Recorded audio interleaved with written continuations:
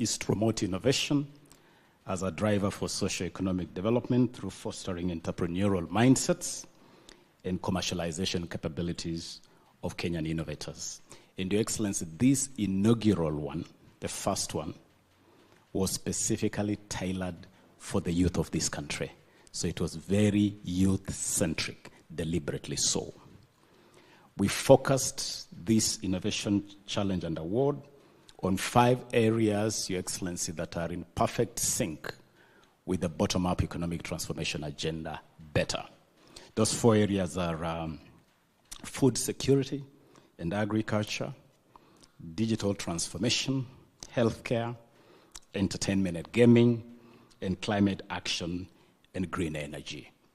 And in pursuit of those targets, Your Excellency, we went out to scout and identify the most promising innovative ideas and solutions from across the country. We have taken time to showcase the most promising innovations and startups at the Kenya Innovation Week.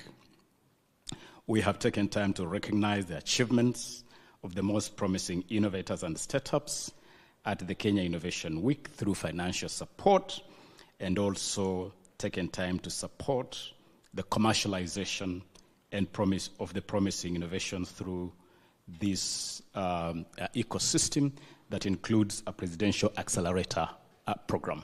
Your Excellency, let me thank you for joining us on November 27th last year at the Kenya Innovation Week Commonwealth Edition, which was a historic moment that brought the Commonwealth to Kenya in the context of innovation.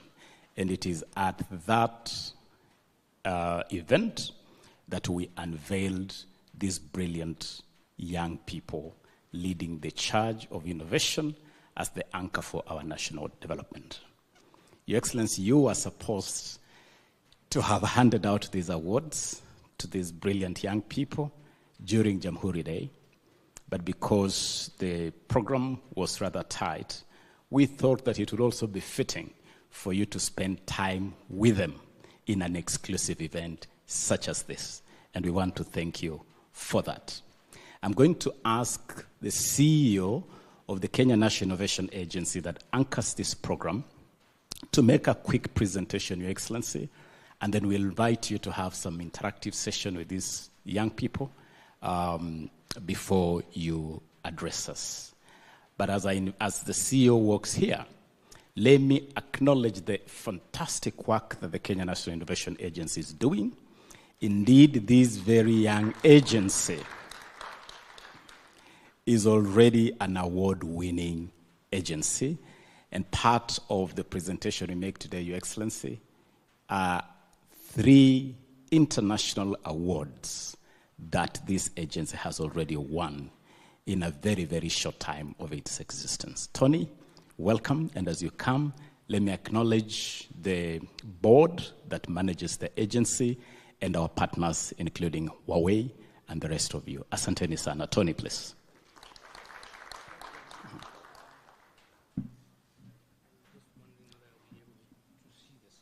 Do you want us to move you down? Yes. Okay.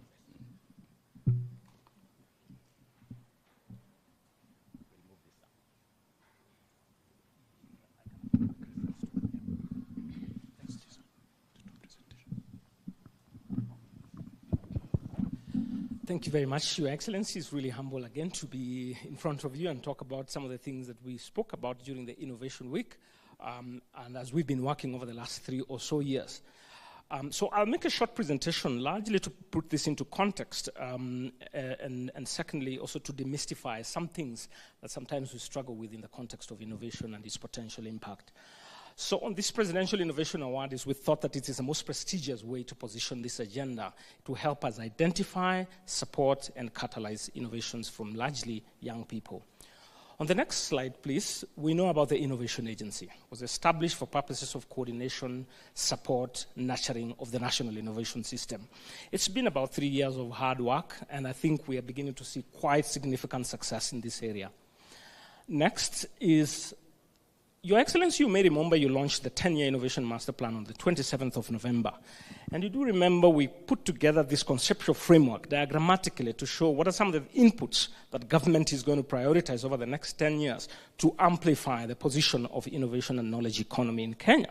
The first one was human capital development for innovation. Second is access to finance. Third was access to market, infrastructure, and policy. Now, this Presidential Innovation Award, the way we've structured it, is basically building on these three pillars. One is the human capital development for innovation. So we're very intentional that beyond just the award is about strengthening the capacity of innovators to create commercially viable solutions. Two is access to finance. We are intentional that we are actually supporting financially. And thirdly is access to market, that these ideas must find their way to market and grow. On the next slide is what did we walk through as a journey? As the CS said, in August we kicked off and we went ahead and did the judging in November. We did pitching during the Innovation Week. We celebrated with them during the Jamhuri Day around that time when we hoped we would announce. But then we just continued as we waited for this day, and we've initiated the Accelerator Program. In the Accelerator Program, it's largely about capacity building and making sure that the resources we provide, whether it is monetary or otherwise, are used appropriately for purposes of growth. Even the disbursement of this award is pegged on certain deliverables. So we get into a venture development plan with the startup and kind of support them specifically as they move up the value chain. And then now we will look forward to a graduation as we gather together everyone to assess the progress we've made and celebrate together and move to the next round. Because of the time we had late last year, we started a bit late. This year we intend to start earlier. We picked 284 candidates from all the counties. And then we shortlisted to 219. We went into a robust process of evaluation and arrived at 30 winners per county, one winner per county for 30 counties. And the CS actually awarded them $500,000 during the Innovation Week as part of the support process. And today, the winner will receive $5 million. That is in addition to the $500,000, the runners-up and the second runners-up. And in a little while, we will know who these three are. Next, please. So this is the journey. Sir, if there's one ambitious thing I am looking to grow, is the Presidential Innovation Award, Challenge and Award. Largely because I am so persuaded. I've moved around universities, TVETs, counties, and the potential that I see of young people who really are trying to solve something, but they are constrained, either in terms of know-how or resources. And so what we've done, now we've got a pilot. This pilot is the winners here. You're seeing one per county from 30 counties. What we want to do this year is we're targeting 500. And we think we will succeed largely because we are attracting a number of partners. And I'll talk a little bit about that. So we look to get 500 winners in 2024 by the time we have the Innovation Week in November. Next year, we're targeting 1,000. The following year, 2,000. By the time we're in 2027, it's 5,000 startups.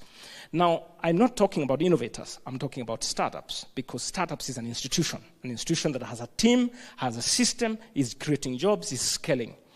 And this is what we've simulated. Bare minimum is that the startups that we have here will generate anything between 3 and 10 jobs per startup in 1 year. If you do that on an annual basis, by the time we are 4 years down the road and we add 500, 1,000, and 2,000, we'll be talking about over 150 direct jobs in those startups. And we're here because of job creation and wealth creation. It's not for fun. I keep saying that if we are not going to create wealth, then it's just a hobby. It's just fun. But here we're trying to work hard and create jobs and wealth. And we also see, I've had an opportunity to talk to some of the startups on the indirect jobs that they will create. In other words, they will sell. Housing is a big deal now. There's one startup that is working on an affordable solution for, construction. Imagine the number of indirect jobs that will be created if we support them. Now, we have a number of partners who have expressed interest in joining and hand-holding and co-creating with us. Our Way, for example, is here. Amazon, we've had conversations. KCB Foundation, Safaricom. Jitume Labs have also become a flagship opportunity for us to leverage the county offices. Next slide, please. So, sir, within that frame of the Presidential Innovation Award, we think that the policy space is crucial to think again and again and push hard as we can to get it all right. And within the same framework, we have the fifth pillar, which is the policy. And the two things that I know you care a lot, one is, of course, the startup bill, and the second one that I want to introduce to you is the Global Innovation Index. And here are the reasons why. On the startup bill, this is the opportunity on the next slide, please. This is the opportunity we have to put the incentives right. But sir, before I tell you a little bit about the incentives, which to a large extent you do know, I want to explain this fairly sophisticated diagram to demonstrate to you that we understand innovation and we understand how to structure it at a national level. Now, innovators basically move from what we call TRL level 1 to TRL level 9. This is technology readiness. And until we mainstream this philosophy, then the interventions that we provide for different startups along the journey could be misplaced. Now, in TRL level 1, we think more about basic principles of research, basic research, and so on and so forth. We move into applied research. We move into technology development and value proposition that meets the needs of consumers and users. We move up to the business modeling, value proposition, penetration into the market, and then we go into market sophistication. Now, the risk we can have, and sir, I do not mean to say anything complicated, but it is very possible that unless we mainstream such a system, it means that I can access funding from the Women Fund and access the same money from the Youth Fund, and you do not realize. If we don't consolidate and ensure that we work in separate spaces and consolidate the data towards the end. So as we move up, what government does at the initial stages is to provide de-risking funding that help to validate business concepts. And then as we move up the value chain, then we give resources for that. So, for example, we think the Financial Inclusion Fund as a loan product would be excellent at that space in terms of testing the business. And then as we get out, we attract private sector to actually invest in the startups and free off the government. And that's our dream to strengthen this system. Along the way, of course, we've got different players in terms of incubation, in terms of research, in terms of technology transfer, and science parks, and so on and so forth. And this is what the Innovation Agency is just trying to mainstream across government, the way we support the startup ecosystem. On the next slide, then, is our contribution towards the startup bill and the startup law as we move forward. Personally, I've put in quite a lot of time in that journey of adding value on how that document would be amazing. For us as an innovation agency, it's right at the center because it's a cross-cutting issue. And management of the data and presentation of the realities that we face is what the innovation agency is going to do. And across that is to work with different ministries. Ministry of Education is excellently placed for pipelining, building talent and skills, and introducing them into the startup ecosystem. Trade, for example, is amazingly presented for purposes of providing infrastructure, for prototyping, the KIRDIs and the CAL, and so forth. And as you move up, here is ICT, facilities and infrastructure, and so on and so forth. So we all have a role to play. Last but not least, then we think this is where we to sort out our incentives. The second last slide is the Global Innovation Index. So I've had an opportunity to spend some time. This is the mechanism globally now used for ranking the competitiveness and innovativeness of countries. It requires submission of data. It comes from different stakeholders. There are many constructs that are used for the Global Innovation Index. Your Excellency, I'm really hoping we're going to mainstream this Global Innovation Index as an effective way of measuring our progress. And sadly, though, the last 3 years, the country has lost ground. We started off with position 86 in 2020, we are 100. You ask me why? I went to Geneva specifically to study, and I learned a couple of things. Submission of data, in national coordination, having focal institutions that manage this, and we have had our own challenge. But we've taken initiative since then. I spoke to the CS, and we've developed a cabinet memo that will provide guidance on how we'll do a multi-ministerial approach to address this. We've put it in our target on this master plan that you launched, that we want to move from number 100. In 10 years, we have to be less than 50, top 50.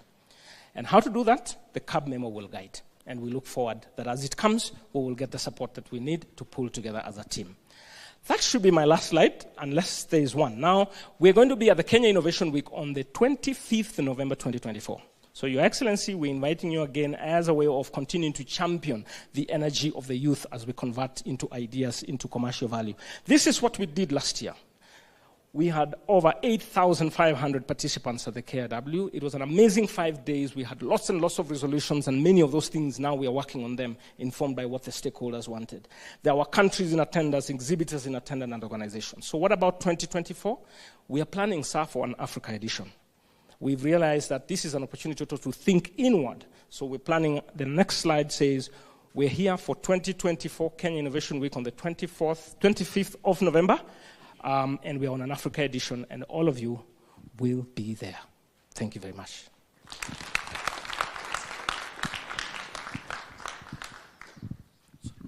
Asante sana, Tony.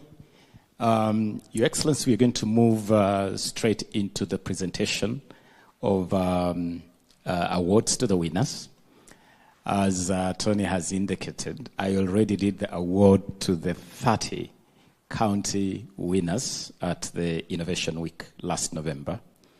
And so, Tony, I think in honor of all the 30, I will ask you to read that roll of honor before His Excellency the President, and then we'll climax this with presentation of the checks to the 3 top innovators, the 3 top winners of the inaugural Presidential Innovation Challenge and Award.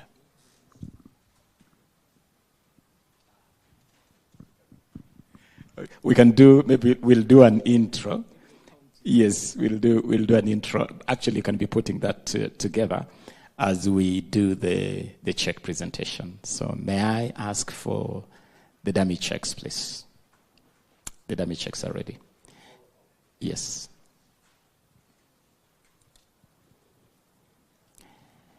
And perhaps, Tony, before we do this, you want to present to His Excellency the awards won by the agency. If you could do that quickly. If you could just hold the checks for a moment. First runners up. Okay. Yes. Yes, we have the 3 awards.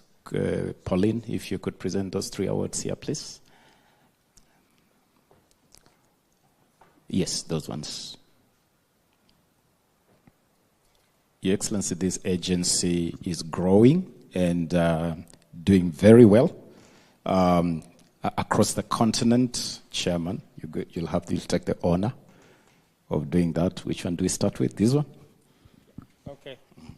Yeah, thanks very much, Your Excellency. This is a wonderful award that was given to us by the World Angel Investors Forum as the most promising innovation agency in Africa. Very good. Congratulations.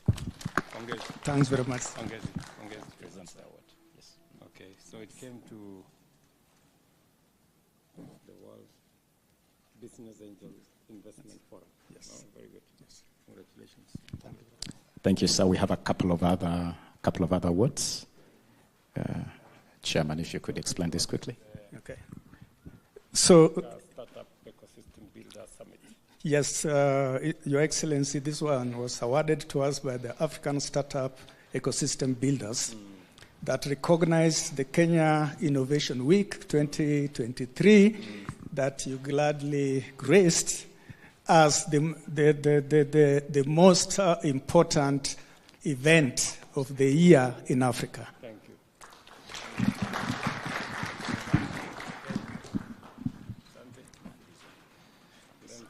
And finally, this one, Your Excellency, also from the African Startup Ecosystem Builders that recognize the Kenya National Innovation Agency as a government initiative for startup that is extremely promising in Africa. Thank you.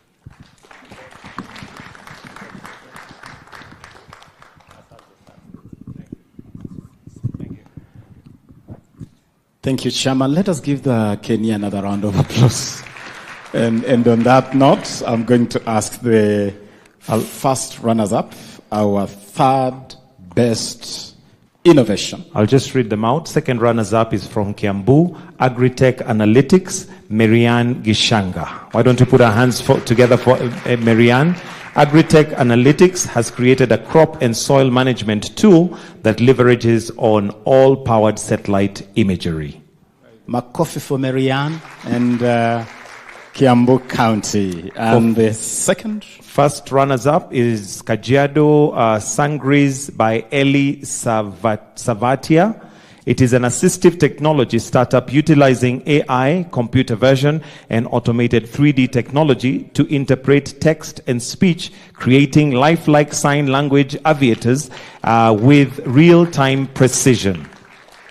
Marianne has walked away with 2 million Kenya shillings, and Ellie 3 million Kenya shillings. And We now have- to the winner. We have the overall winner from Makueni, Bonafric Energy Limited by James Nyamai.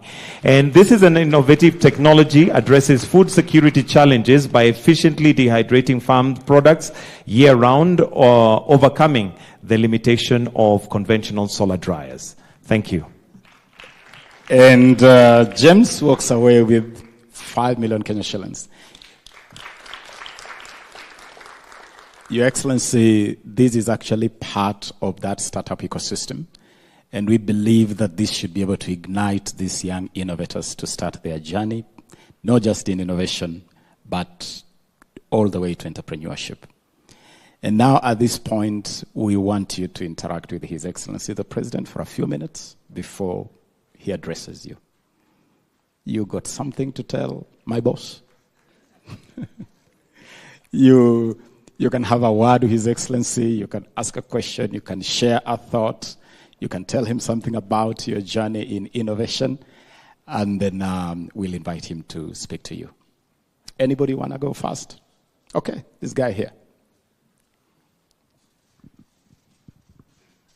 You can come to the front. Sorry, thank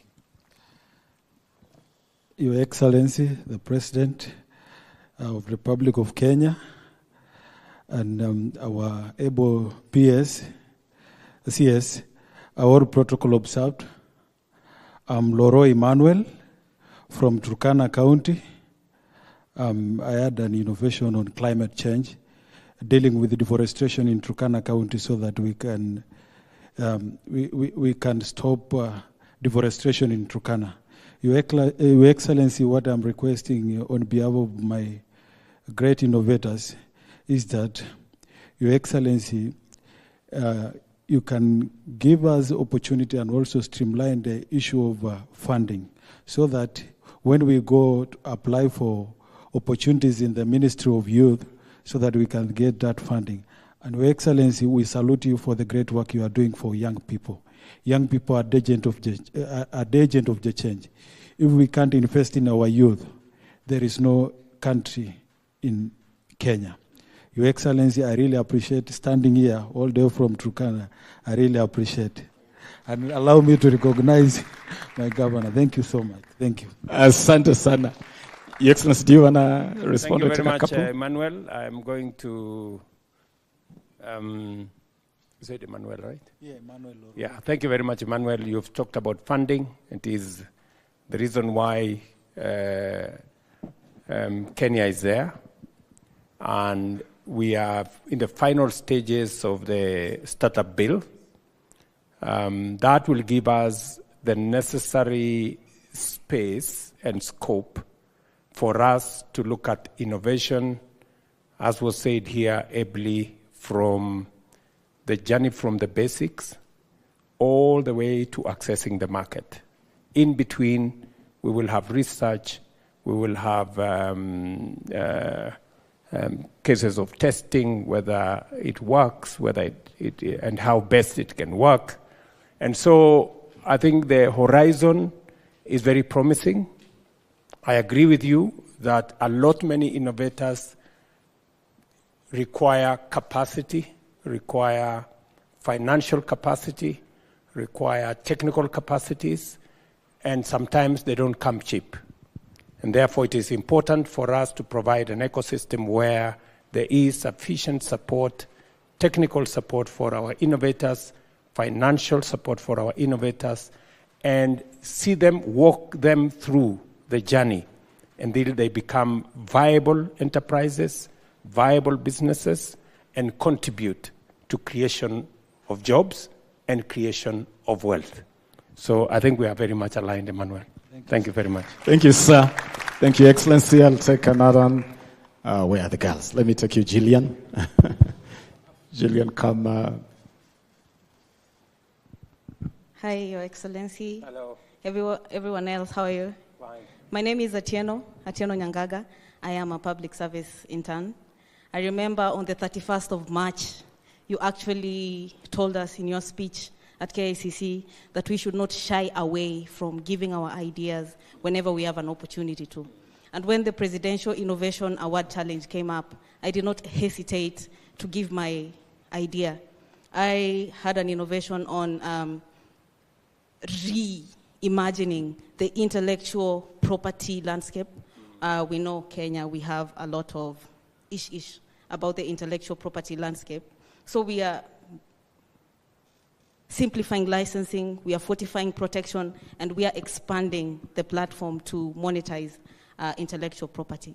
Your Excellency, it's not easy for you to accommodate innovation as building blocks as you deliver the plan. So we really appreciate your bold effort to take this up and support us. So I can dare you, if the Cabinet Secretary did 500,000, you can do more. Thank you. That is Gillian, Your Excellency, from Homa Bay County. Our winner from Homa Bay County. Allow me to just interrupt you by asking one of our partners, Geoffrey Kilonzo, from Plug Mtaani, to also say something. You are playing a key role as a master trainer with the International Labour Organization. Very briefly, Geoffrey. Thank you. Your Excellency, the President, CS, and all the other guests. Good afternoon. I think it's afternoon already. My name is Geoffrey Kilonzo, and Your Excellency, we were privileged to host you during the Youth Connect to award you the Plug Mtaani winners. We had a booth because we ran a similar program last year where we had 15 counties, and actually Eli was our winner for Plug Mtaani. And quite a number of them here also participated. Now, we're here because we have realized through the CEO that we're running almost like similar programs. We're looking for areas of synergy. One of the areas of synergy is capacity building and training. International Labour Organization offers a very strong program called Start and Improve Your Business, which walks the innovators or startups from ideation to packaging that idea into a business plan and then improving the program, their business, actually up to the expansion. So with Kenya National Innovation Agency, we want to see how we can have the pre-awards program and an accelerator program after the awards, so that we also track the progress of the youth. We don't want to have awards that have no track of the success or the impact, actually. So we're going to train those that want to start, because there are so many who want to get into the space of entrepreneurship, but they have the understanding of what innovation is. Do they have an understanding of how to come up with a sustainable and a scalable business? So that's what we come in to do, train them, and then after they get the money, we hold them through mentorship. And mentorship is key because we have trainers all over. ILO has trainers, more than 5,000 in Kenya right now. And we want to work with these young people, make sure that their business is turned, and we can tell a 10-year story of success, or if much more importantly, as an enterprise that will never collapse to 50 years. So we are delighted to be here, and thank you for supporting the youth, and also thank you for being supportive. I remember the word you said when you came to our stand. You said, stick to that capacity building and training thing. That's the word you gave, and we are very keen on it. We don't want to just give out money. We want to capacity build the youth. Thank you, Your Excellency. Thank you. Asante, Geoffrey. Thank you, Geoffrey. Your Excellency, that synergy building is important for us, just making sure that we break down silos, we connect dots, and we build on the capacities of all our partners. Let me take one more right there. Yes.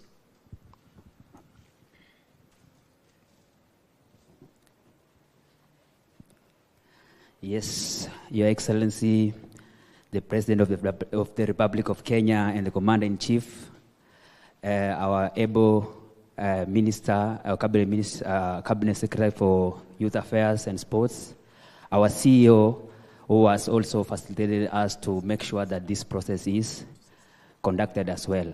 Good evening. Yes, my name is Samuel Bob Mogire. I represent the home city of the President, Uasin Gishu County, of which I deal with climate change, and is my longtime friend. That's when I come up with this, how I will help the President to gab these 15 billion trees and as well conserve the environment as well. So because I had this idea, I came up and ensured that I I see what youth most like, and I found that youth mostly like maybe art. That's when I come up with what something called Panda Logo, in which you must buy a tree first, plant it for you to get a service, be it a tattoo, a printing, anything of your choice. So, and we have done it well in Wasin Gishu. If you go every part, they know me as Panda Logo. They see me, they call me Panda Logo. And thank you very much, Mr. President, for ensuring that we have this platform, because it's our ambitions for a very long time to have a president who will listen to us and make sure that our ideas are put on table and we actualize them maybe all over the place in this Republic of Kenya. And Mr. President, lastly, I want to thank you for everything. In fact, the major problem we have in the field, I must tell you this because I've seen it. It is maybe we as climate action activists, maybe I can call it like that, is like the NEMA part, they don't take part in this policing. Maybe even youth are not well informed in climate, maybe activities like planting trees. The danger waits us if we are not going to have this, maybe this disaster maybe come to control now. I can well put it like that. So it is policing. And quite a number of us, we have come to confirm to you that we are going to make this enter in every part and ensure that youths are aware about the innovations that even if they have, we are not better than, maybe there's some people who are in the villages, they have this innovation, but they don't know how to get the platform. And we are going to make sure that we first get the information to the people and ensure that everything goes well. Thank you very much. Asante sana. Your Excellency, allow me to ask Mr. Gavin Gao, one of our partners from Hawaii, to say a word to conclude this session. Good afternoon, Your Excellency. Good afternoon, everybody. So it's a great honor for me to attend this function, and also for Huawei. We proud of work together with Kenya together to support the local innovators. So for Huawei, we already have the project like digital truck, and also ICT competition, and also ICT academy. So by Your Excellency, your guidance from this year, we will work with also the CS of Ministry of ICT. We together to do the G2Me labs and also the digital hubs. So we promise Your Excellency, Huawei will do more support and contribution for this country to help all the innovators and also the excellent students to get the great the achievements. Thank you, Your Excellency. Thank you, Gao. Thank you. Your Excellency, I want one of these young people to invite you to talk to us. And so I'm going to ask you to come and have the honor to invite His Excellency the President to address us. And before you invite His Excellency, you can tell him something. Yes. Sendio, up close. Thank you. His Excellency, Republic of Kenya, President of Republic of Kenya, the CS and the CEO of Kenya, thank you so much. My name is Prima Fasi Mutua, and I support a startup in Kisumu called Mtaka, which deals with waste and helping communities sustainably manage their waste. My mind here today is to thank you. So many words have been said here today, but mine is to thank you for integrating young women, in as much integrating youth in innovation and entrepreneurship, also looking at how young women can be integrated into entrepreneurship, because you know, if you educate a woman, you're educating a whole community. So mine is to say thank you for that, and thank you for all the support that you're showing to young women, all the 30 representatives of the county here, as well as the CEO and the Kenya Innovation Team. And I now invite you to tell us or speak to us. Thank you so much.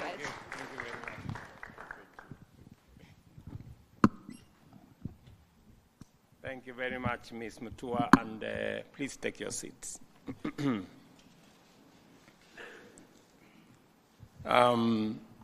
First, let me take this opportunity to congratulate all the winners.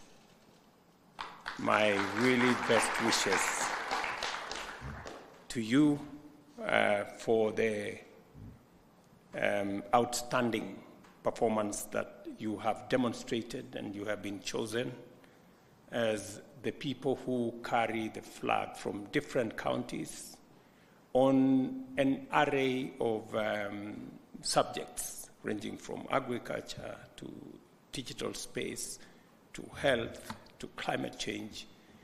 I think that was very aptly configured by the Kenya Innovation Agency. And therefore, I congratulate the winners of the 2023 Presidential Innovation Award for the sterling performance, demonstrating the innovation that innovative ideas can create startups and that the knowledge economy creates limitless opportunity. This morning, I was signing off the housing bill here, now into law. Again, we're looking at opportunities for employment for millions of young people around the country. Already we have close to 140,000 young people working in our housing program. I'm very happy that immediately thereafter we are having another conversation, again about young people, again about creating jobs, and looking at opportunities that you can transit this from innovation to enterprises, to businesses, and to creating more opportunities for employment. I heard the CEO speak very candidly about how each and every startup is going to create 5 to 10 to 15 jobs, and that is a very welcome development. We are having the right conversation in Kenya this time round.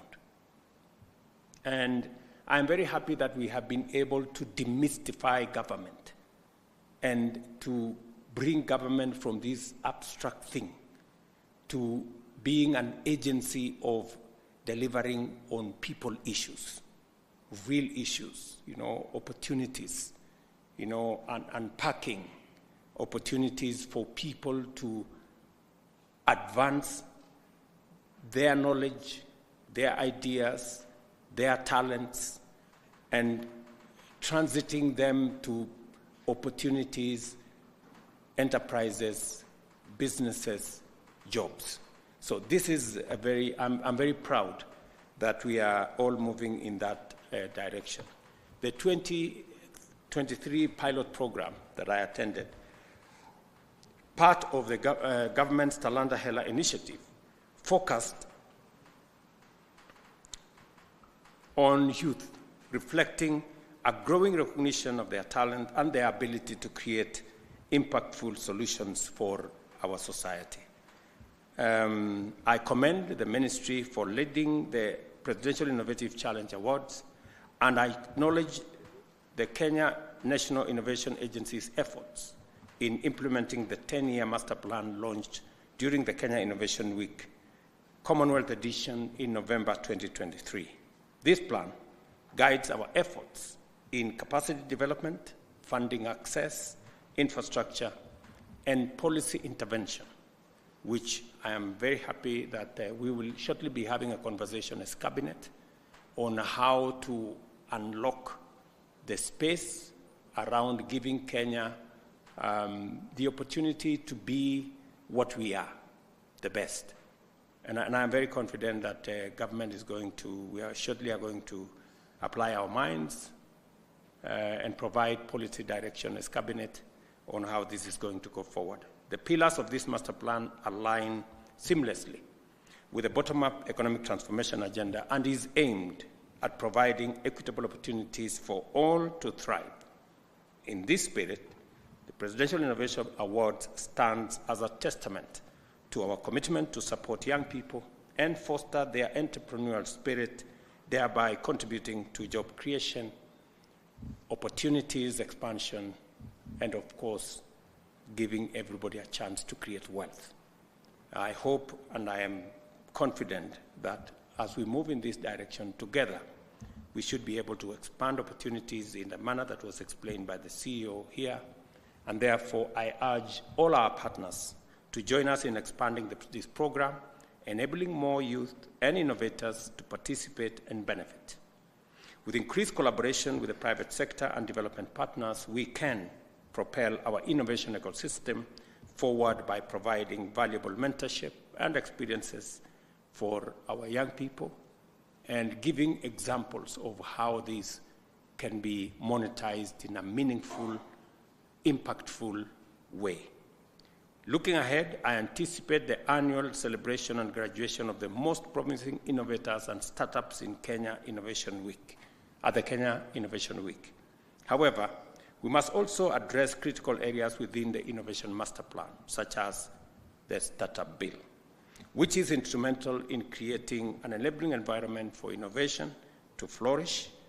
And I am confident that the stakeholder engagement that is being carried out is paramount in ensuring that this proposed legislation reflects the diverse perspectives of our society. This morning, I listened to many people who informed, through public participation, the housing law that we just signed into effect this morning.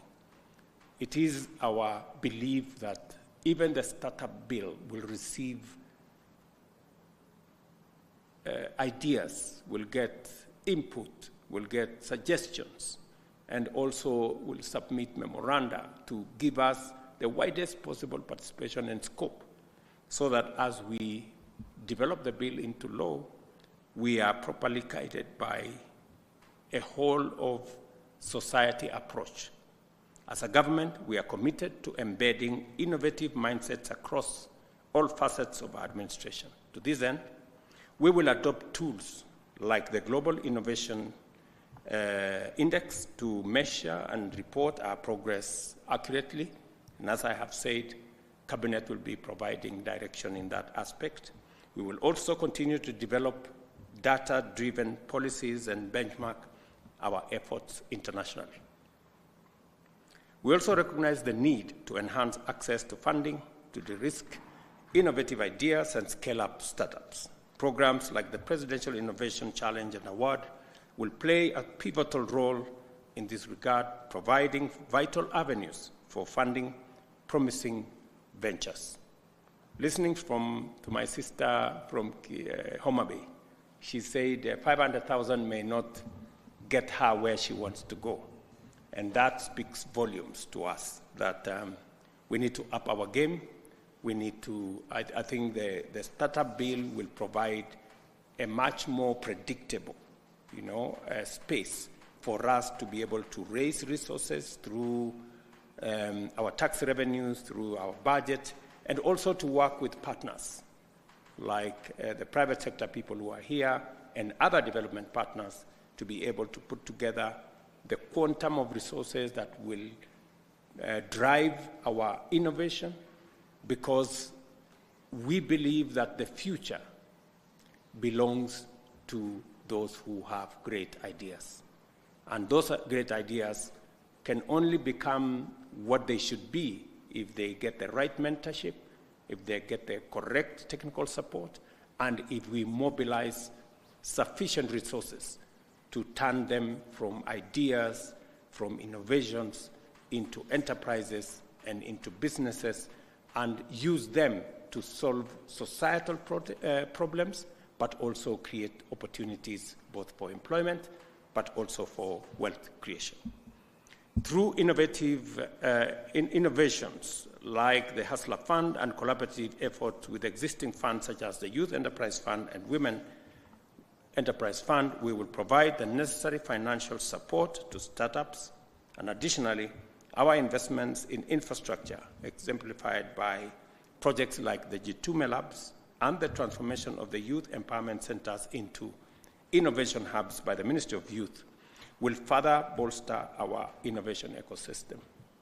In the space where you are sitting, I had a meeting here last week on how we are going to deliver on our last mile connectivity of internet infrastructure.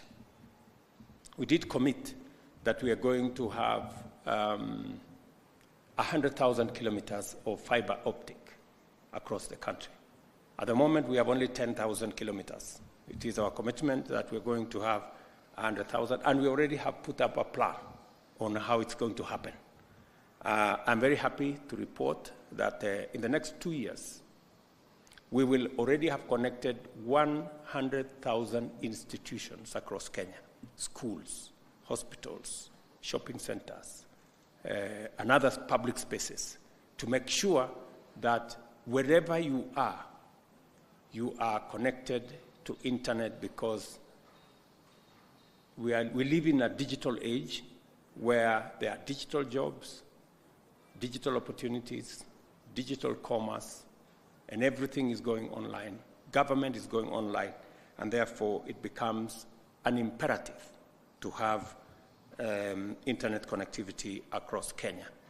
I am very confident and sure that we are making and breathing life into every item that we committed ourselves to in our manifesto, because that is how we are going to transform our country. And in our plan, young people like you guys I see here are front, left, right, and center of our plan. And I want young people in Kenya to know that for the first time, we want to balance the resources that we commit for the education, training of our young people, and resources also to guarantee them that after they get out of school or college or university, we must have an equally deliberate and robust plan on how they are going to get jobs, they are going to get opportunities to contribute meaningfully to the development of our country. I think it is not responsible for me, who preside over the affairs of our country, for me to look at, we're spending 650 billion Kenya shillings every year for the training, education of our young people. We must equally be deliberate on programs, initiatives, interventions on how these 650 billion shillings we spend, how does it inform the next phase of our economy? How do we make sure the product of the 650 billion shillings we spend every year have an opportunity to meaningfully contribute by having a clear plan on how to create jobs? So for the first time, we have a plan on how to create jobs. And we are intentional and we are deliberate about creating those jobs. Whether it is under our housing plan or our digital jobs plan or our export of labor plan or our export-led growth plan, that whole space is informed by deliberate, intentional interventions, programs that will create opportunities for young people to monetize their talent, monetize their education, monetize their skills, and meaningfully contribute to the economy of our country. So I am very proud that we are here discussing another cohort of young people about innovation and how we can drive innovation in Kenya deliberately to scale them up into not just ideas or innovations, but move them to enterprises, graduate them to businesses, mentor them, hold their hand, as somebody has said here, until they become viable entities that create jobs and create wealth. So this is the space in which we are operating, and I want to encourage Kenya Innovation Agency to continue doing what they must do, to work with us, make sure that you give no peace to Ababu na Mwamba until everything that needs to be done is done. And I am going to be available to support and to guide whenever there is a necessity to do that. So I extend my sincere appreciation to these great innovators who are here, the ministry, and our esteemed partners for their unwavering support for the Presidential Innovation Awards.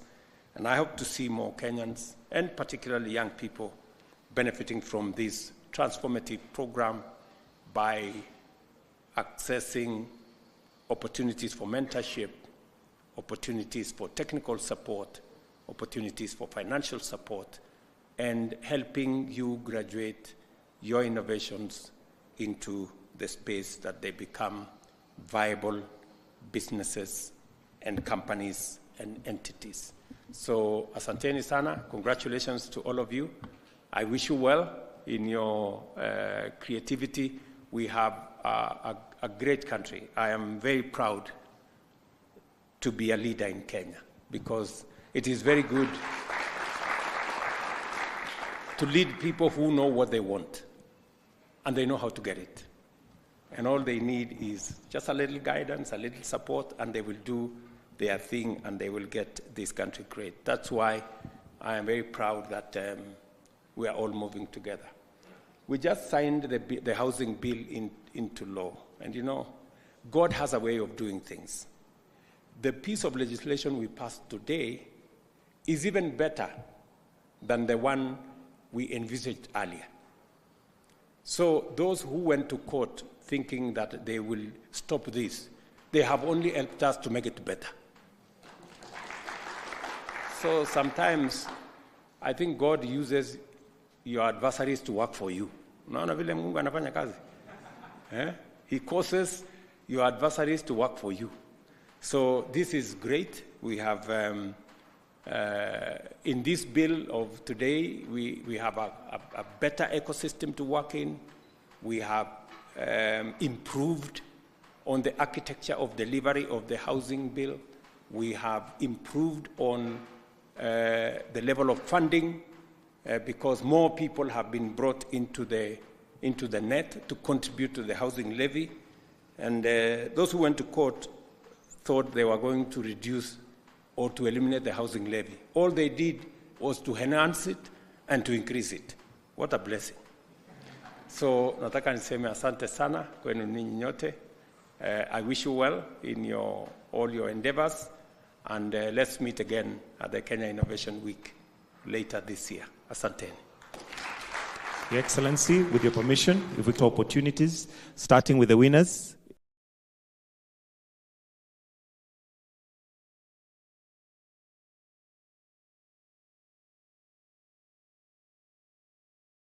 Maybelline, New York.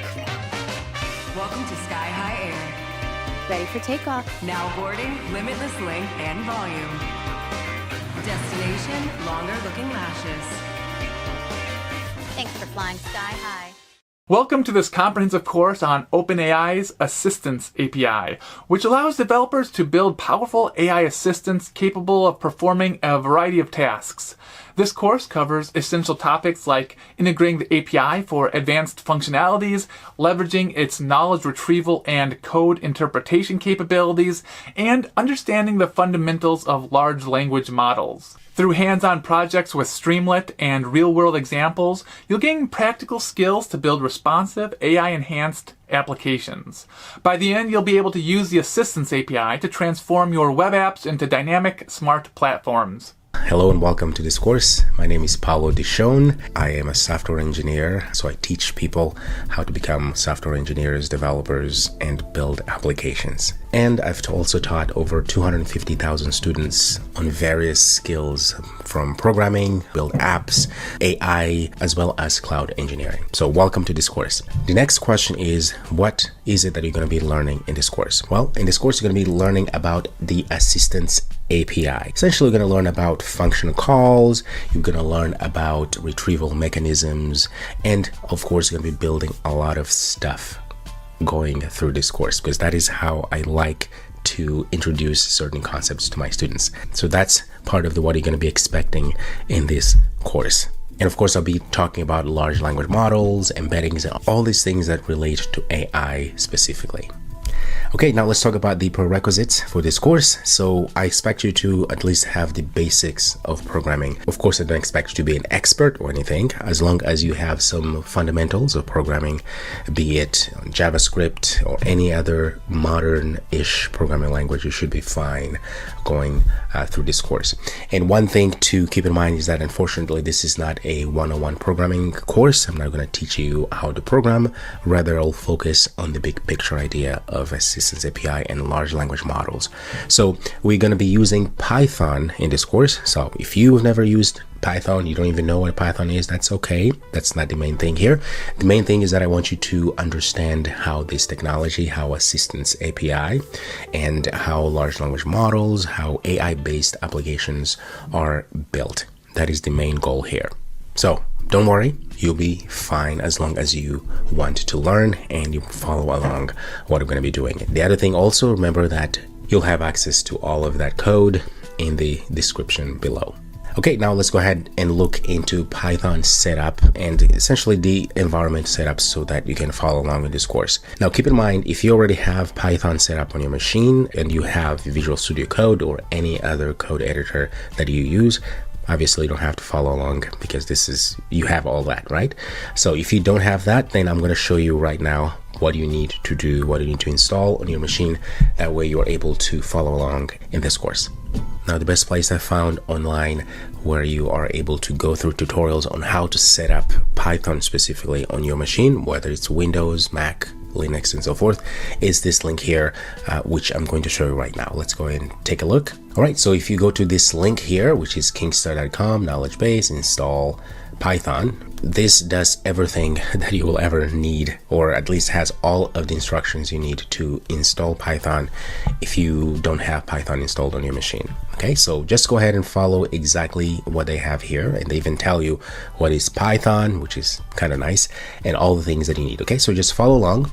And the great thing is that you can go through these different links here. So how to install Python on Windows. If you're on Windows, click here. That will take you to this setup. And how to install Python on Mac OS, that will take you through this whole setup that you need to go through. And of course, if you're very special and are on Linux, go ahead and click here and just follow the instructions. So it's really straightforward. I don't see any value in me going through all of this with you. So go ahead and get that set up if you don't have Python set up on your machine, and we'll go from there. So the next thing we will need is an IDE, an integrated development environment. I use Visual Studio Code, which is what I'm going to be using in this course. So if you have something else that you use, that's totally fine, go with that, but go ahead and download that if you don't have it. So it's very simple. You can go to Visual Studio Code, and depending on your machine, for me, I'm on Mac, it just goes straight to download Mac Universal. You can click here and you can see that we have Mac OS Universal, Windows, Linux, and all of this. Okay, so depending on your situation, just go ahead and download the version, the latest version of VS Code, and you should be ready to go. Okay, now because of the nature of what we're going to be learning in this course, which is OpenAI Assistance API, you will need to have an OpenAI account. That is very important for obvious reasons. And so particularly what you need to do is you need to go ahead and create, in this case, have an API key, because that's what will allow us to use the Assistance API and various things we can do with OpenAI APIs and so forth. So that is very important. So let me show you real quick here. So if you type in openai.com, as you see here, make this a little bit larger, you'll be able to say login. So click here. If you don't have an OpenAI account, you can go ahead and say sign up. If you already have one, you can just put your email and go ahead and sign in.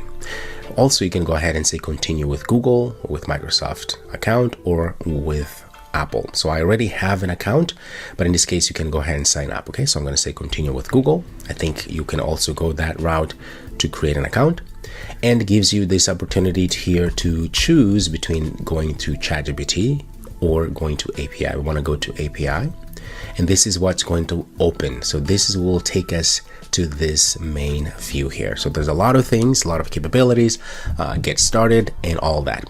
What we really want to go to is to go to Assistance API, which actually we're going to do that later. But what we want right now is to go to API keys. So click here on API keys. You can see that I have one API key, which I created a little bit ago. So go ahead and say create an API key, and you can name this Assist API dash key. You can name it whatever you want, and that API key, click there to create this API key. And then what you need to do is copy this API key by clicking here and save this API key for later in this course once we get started coding and do all these things. So it's very important to not to share this with anyone. In fact, after I've created this, I'm going to delete this so that way you can't use it. Okay, so save it in a very safe place.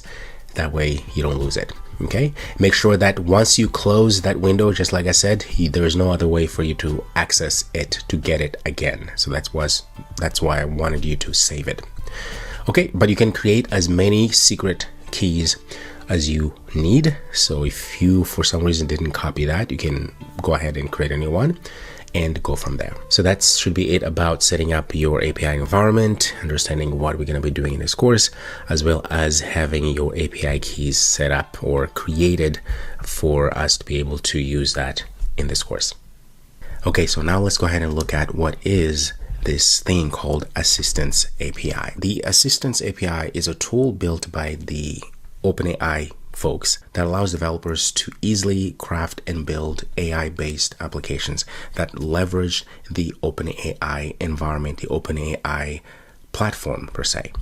So the thing to understand about the Assistance API is that it's not its own entity per se, although it is, but it is attached or extends, in this case, what we know, the OpenAI API, which includes all of the tools and models that power ChatGPT and many other underlying infrastructure of the OpenAI environment. So that is the important distinction here, is that when we talk about the Assistance API, it extends what already is there, in this case, the OpenAI API. And so it makes it easier for us to build AI tools, in this case, AI assistants that we can use in our applications. So essentially gives us this platform, this framework, this libraries to quickly use these tools to build any application, AI-based application that we would want to build without having to know too much about the underlying abstraction of how things actually work. So essentially we can go ahead and create an assistant and use the API so that we can connect that assistant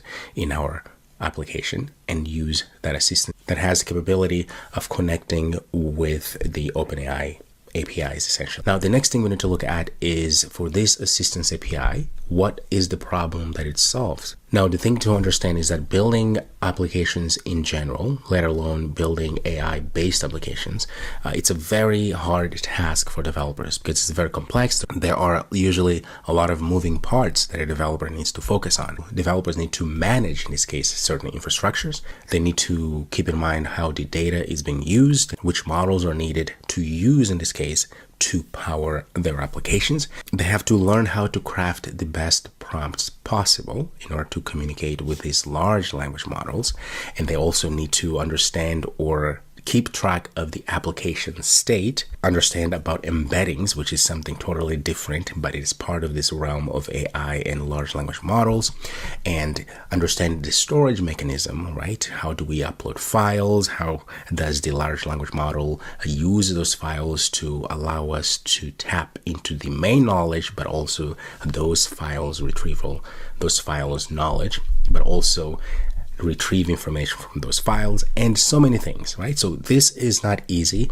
It's a very complex thing to carry as a developer. This poses a problem for developers because now developers, instead of focusing on building the actual application, now they're focusing on how to stitch all these pieces together to make this work. So the benefit of using the Assistance API is that all of this complexity, all of these things that developers need to know or to deal with, it's abstracted out, which means they don't have to deal with it anymore because now the Assistance API, the backend of everything, is taken care of. All we need to do as developers now is to focus on what matters, which is build our application. So the Assistance API already has all the things that we need as developers, but we don't need to think about them because it abstracts out all of that work. So one thing to keep in mind is that when we talk about large language models, is that they, by themselves, they don't have a state, which means they don't save a context of a conversation per se.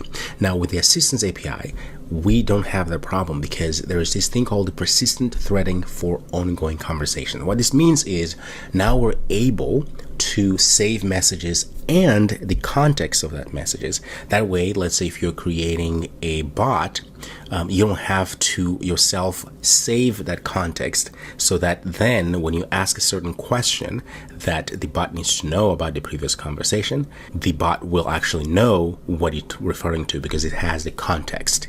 Okay, that's huge because now we don't have to worry about that. The Assistance API has that built in. And also we have the retrieval mechanisms for digging through data. So what this means is that we can upload files for the models to use for additional knowledge base. So you can upload files about something, let's say about cryptocurrency. So now that piece of knowledge is added to the main base knowledge, right, that comes with the large language model. That way you can converse with the large language model in addition to the knowledge that we just added by uploading certain files, documents, and so forth. So now we have a more flexible and more knowledgeable, if I may say, large language model because we are aiding it with retrieval mechanisms. It also has code interpreters, so it actually writes, can analyze code, and do all sort of things, which is amazing, as you will see, okay? One of the biggest things that we now get with Assistance API is that we can actually do function calling. What that means is that when our assistant is solving a problem, we ask a question, the assistant will be able to call a function that we specify that will be used as a tool to go and fetch certain data that the large language model needs to solve a certain problem. And that is huge because now, in addition to uploading files for retrieval mechanisms and so forth, we can also add more tools by adding these functions that go serve as agents that can go and do something else and bring back the results, which are going to be used by the large language model, in this case the OpenAI API per se, or the assistant, right, to solve the problem or to answer accurately what you are asking it for. That's pretty awesome, mind-blowing. Let me show you the diagram here real quick so you can see visually the Assistance API benefits. So if you look at this diagram here, right, the assistants can go ahead and call the OpenAI models, right, to tune their personality, in this case, their capabilities. Also, these assistants can also access multiple tools in parallel.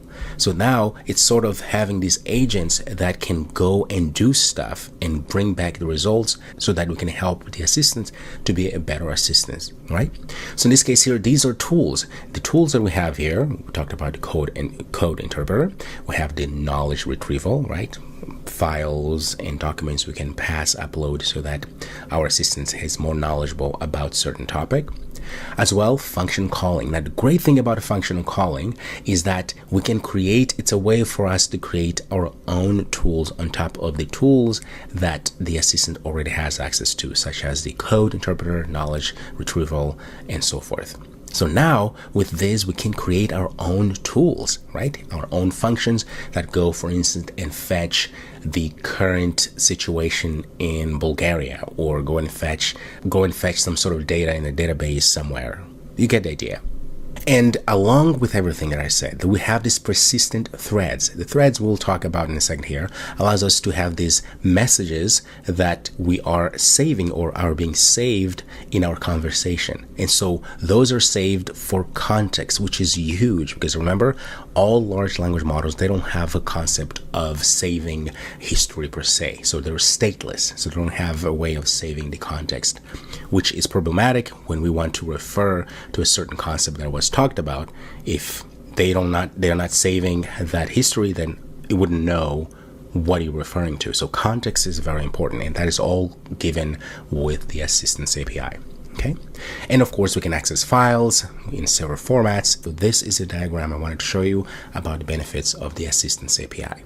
Now, most like, of course, you've heard of the chat completion API, which is the one that you've been using if you're using the OpenAI API, right? So you just send messages and you receive response. And it's very useful because the completion API, it goes straight to the open AI models and asks questions, and the large language models, and of course the knowledge base. But the thing here is that this knowledge base is a knowledge base that is already there. There's no addition, meaning if you were to ask certain questions about something that was done or happened after September 2023, I believe, right?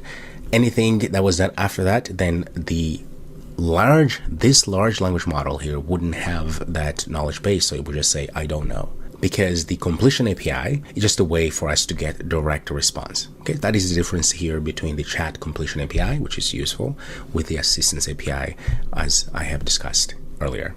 Okay, so let's look at this general comparison so we can see the differences between the assistance API and the chat completions API. Okay, this is just to have some sort of an idea, an overall idea. So you can see here the aspect column and the assistance API, the chat completion API. So for assistance API, initial setup, you have to create an assistant with defined capabilities, which we'll see in a little bit. For chat completion, of course, there's nothing for you to set up. You just call the API and get the results, the answers, and so forth. For the assistance API, we have to initiate and manage, in this case, a thread for ongoing conversation. We'll talk about what a thread is and all that stuff in a little bit. And for the chat completion, of course, we have none of that. So this is just to show you the differences between the assistance API and the chat completions API. And you can go down here to complexity, so more complex setup, of course, for the assistance API, and it's simpler, of course, for the chat completions API. Okay, so no need to memorize this. This is just something you can take a screenshot of and then go ahead and just take a look to see the differences between the assistance API and the chat completions API. Okay, and there you have it.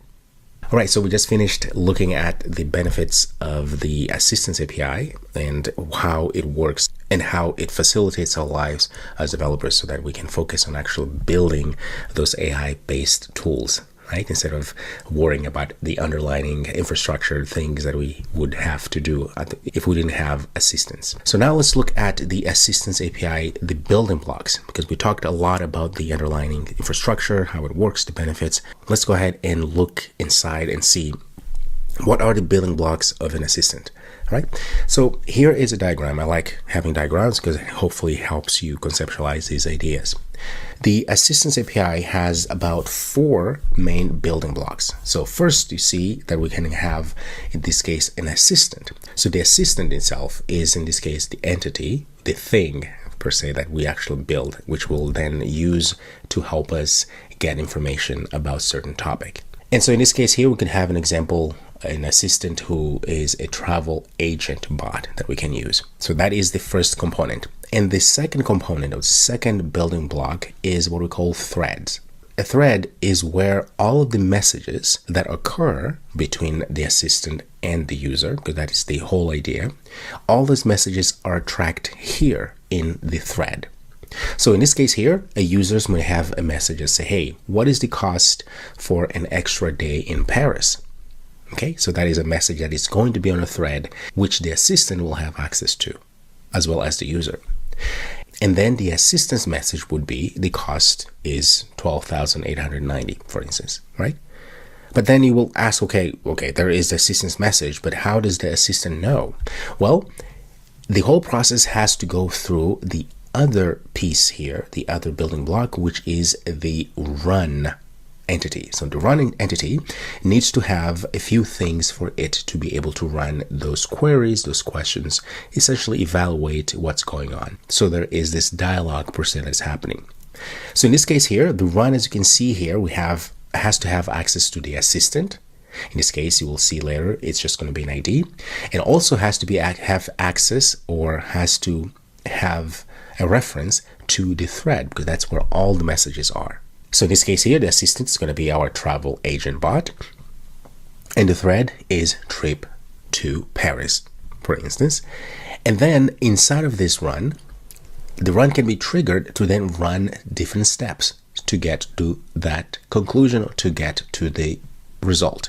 What would happen is, if you look at all of this, we have in this case the assistant, the number 1 building block, we have thread, That is the number 2 building block. Inside of the thread, that's where we have the message. So messages or message, that's the number 3 building block. And number 4 is the actual run entity. Okay? And so how would all of this work? Well, we have the assistance, and inside of the assistant we have the thread. We have a message from the user. What is the cost for an extra day in Paris? That is going to be sent to run, which will have the assistant ID as well as the thread ID, because it needs to know where to pull those messages that are coming in from, right? And then it's going to go through a process. Steps. Number 1, use code interpreter if that's what needed to calculate things. And then it's going to go ahead and create a message. And if need be, this is the beauty, it's going to be able to go and call any other tool that may be needed in order to get the correct response. And the response is going to be as a message, which is going to be returned back again to our thread. Does it make sense? So the thread is where all the action really is being dumped into, the history per se, right? And there we go. And now the thread will have the assistance message because all the steps are done. We have the response and it goes back as a message, assistance message, which then we can use that to show in our application. These are the assistance API building blocks. Now it's very important here because it can be a little bit tricky at first to really conceptualize the idea. The assistant itself needs thread. A thread, that's where all the messages go. Just think of a bucket of messages, right? And then the entity run here, this is where the running of things to go and fetch things, go through these steps, this is where it happened. The run needs to have reference to the assistant because it needs to know who is this assistant. Because remember, the assistant will have all of the specifications that it needs so it knows what it specializes in. In this case, is a travel agent bot. So the run needs to have a piece, in this case, a reference to this assistant. So when it goes and starts running the steps, it knows what knowledge base it needs, as well as other tools to indeed create those messages back. So the assistance messages are all here so that we can then use those messages to show in our applications and so forth. All right, so very simple, but it can be complex to wrap your head around. Understand and conceptualize these building blocks, then what's coming next is not going to be too complicated. Okay, so rewatch this part if you need to, but I think you should be good. So what we'll do next is we're going to go in the dashboard, in the playground, and look at creating an assistant manually. And later, of course, we're going to do that using code. Okay, let's go ahead and do that. So now let's go and log in into the OpenAI dashboard. So you should have an account and everything now. When you log in, this is more or less what you're going to be seeing. So what we want to do is we want to hover over here if you don't see that. So if you click here, this is what you're going to be seeing. I'm going to hover over and we're going to go to assistance, but this is where we need to go. So click here. And sometimes it takes some time. It looks like